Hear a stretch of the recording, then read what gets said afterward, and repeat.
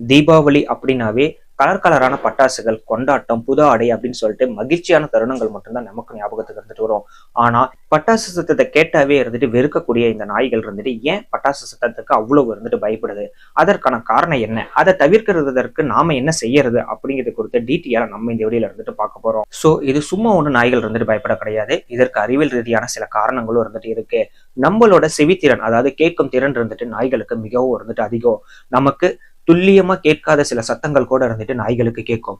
சில பூச்சிகள் கத்துறது, இந்த மாதிரியான சின்ன சின்ன சத்தங்கள் கூட நமக்கு இருந்துட்டு கேட்காது. ஆனா நாய்களால அதை துல்லியமா இருந்துட்டு கண்டறிய இருந்துட்டு முடியும்.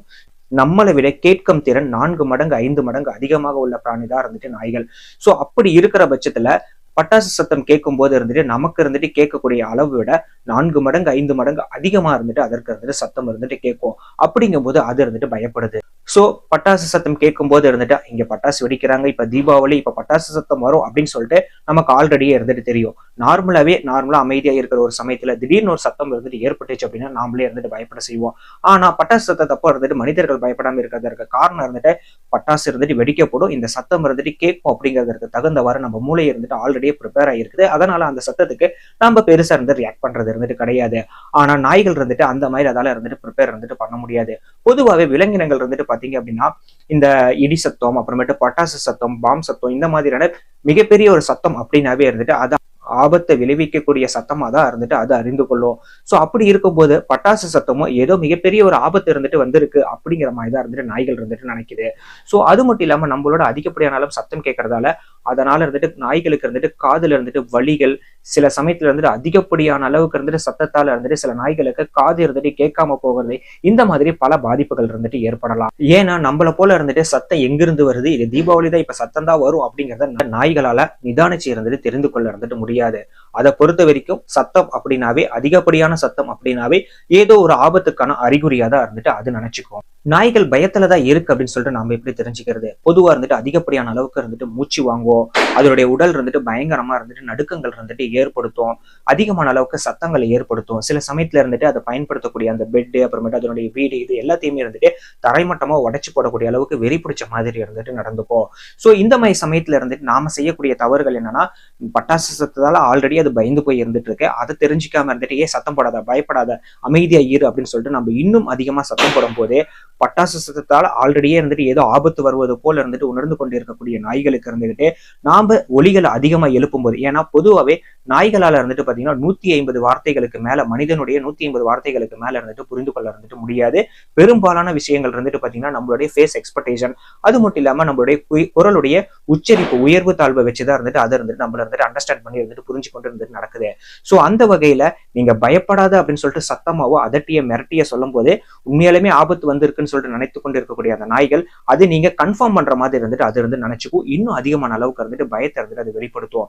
சோ அந்த மாதிரி சமயத்துல நீங்க இருந்துட்டு அதை தடவி கொடுக்கறது, அது அமைதியா இருந்துட்டு விடுறது, அது மட்டும் இல்லாம அது எவ்வளவுதான் சத்தம் போட்டாலும் இருந்துட்டு உங்க பாட்டுக்கு நீங்க உங்க வேலைகள் இருந்துட்டு அன்றாட வேலைகள் இருந்துட்டு செய்யறது, ரொம்ப அமைதியா இருக்கிறது, அதை கொஞ்சறது அப்படின்னு சொல்லிட்டு செய்யும் போது இருந்துகிட்டு சோ இது ஆபத்திற்கான தருணம் கிடையாது அப்படிங்கிற மாதிரி இருந்துட்டு நாய்கள் இருந்துட்டு புரிந்து கொள்ளும். சோ இந்த மாதிரி சமயத்துல நாய்கள் இருந்துட்டு தன்னுடைய பாதுகாப்புக்காக இருந்துட்டு சத்தங்கள் மிகவும் குறைவா இருக்கக்கூடிய இடம் ஏது அப்படின்னு சொல்லி தேடி கண்டுபிடிச்சு ஒளிஞ்சு கொள்ள இருந்துட்டு முயற்சி பண்ணும். சோ அந்த மாதிரி சமயத்துல உங்க வீட்டுல இருந்துட்டு எங்க அது போய் சேஃபா இருக்கிறதா இருந்துட்டு உணருதோ அந்த இடத்துக்கு போனுச்சு அப்படின்னா அப்ப இருந்துட்டு அதற்கு வந்து டோட்டலா இருந்துட்டு அலோ இருந்துட்டு பண்ணிடுங்க. சோ அதை இருந்துட்டு நீங்க அங்கெல்லாம் போக கூடாது, நீங்க இங்கதான் இருக்கணும், இங்கதான் படுக்கணும் அப்படின்னு சொல்லிட்டு நீங்க கண்ட்ரோல் பண்ண பாத்தீங்க அப்படின்னா அதனுடைய பயம் இன்னும் அதிகமாகும். சோ ஒரு சத்தம் இருந்துகிட்டு நம்ம எதிர்பார்க்காத போது ஒரு முறை கேட்கும் போது நமக்கு ஏற்படக்கூடிய பயம் ஒவ்வொரு முறையும் தொடர்ந்து நாய்களுக்கு இருந்துட்டு செயல்பட்டுக்கிட்டு இருக்கும் போது அதோடைய மனநிலை எப்படி இருக்கும் அப்படிங்கிறத நீங்க கொஞ்சம் ஃபீல் பண்ணி பாருங்க. சோ இந்த மாதிரி சமயத்துல இருந்துட்டு நீங்க டாகை எப்படி சேஃபா இருந்துட்டு பாத்துக்கிறது, சோ இந்த பட்டாசு சத்தத்துல இருந்து அதை எப்படி இருந்துட்டு விடுவிக்கிறது அப்படிங்கும் போது நீங்க முடிந்த அளவுக்கு இருந்துட்டு பாத்தீங்கன்னா வீட்டுல இருக்கிற கதவுகள், ஜன்னல்கள் எல்லாத்தையும் டோட்டலா இருந்துட்டு அடைச்சுக்கோங்க. முடிஞ்சா இருந்துட்டு ஸ்கிரீன் துணியால கூட இருந்துட்டு டோட்டலா இருந்துட்டு மூடிடுங்க. முடிஞ்ச அளவுக்கு உங்க வீட்டுக்குள்ளார இருந்துட்டு அந்த பட்டாசு சத்தம் வருவதற்கான அளவை இருந்துட்டு குறைத்து விடுங்க. அது மட்டும் இல்லாம சில நாய்கள் இருந்துட்டு சில மியூசிக்ஸ் இருந்துட்டு ரொம்ப விரும்பி கேட்கும். சோ அந்த மாதிரி அது விரும்பி கேட்கக்கூடிய மியூசிக், அப்புறமேட்டு வேற விதமான சத்தங்களை இருந்துட்டு தொடர்ந்து வீட்டுல இருந்துட்டு டிவிலயோ அல்லது மொபைல்லயோ அதுக்கு இருந்துட்டு ஒளிபரப்பிக்கிட்டே இருங்க. அப்படிங்கும் போது அந்த சத்தம், அதாவது பட்டாசுடைய சத்தம் இருந்துட்டு மிக குறைவா இருந்துட்டு அதற்கு இருந்துட்டு காணப்படும். அப்போ அதோடைய பயம் இருந்துட்டு கொஞ்சம் இருந்துட்டு குறையும். முடிந்த அளவுக்கு நாய்கள் வளர்க்கக்கூடிய நீங்க இருந்துட்டு உங்க வீட்டுல இருக்கிறதுலே யாரையாச்சும் ஒருத்தரை மட்டும் அது முழுமையா இருந்துட்டு நம்பும்.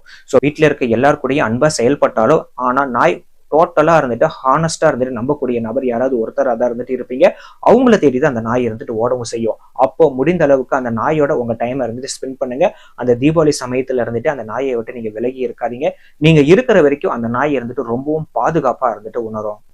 அது மட்டும் இல்லாம அதுக்குன்னு சத்தம் குறைவா இருக்கக்கூடிய ஏதாவது ஒரு அறை மாதிரி இருந்துட்டு ஒரு இடத்த இருந்துட்டு தயார் பண்ணுங்க.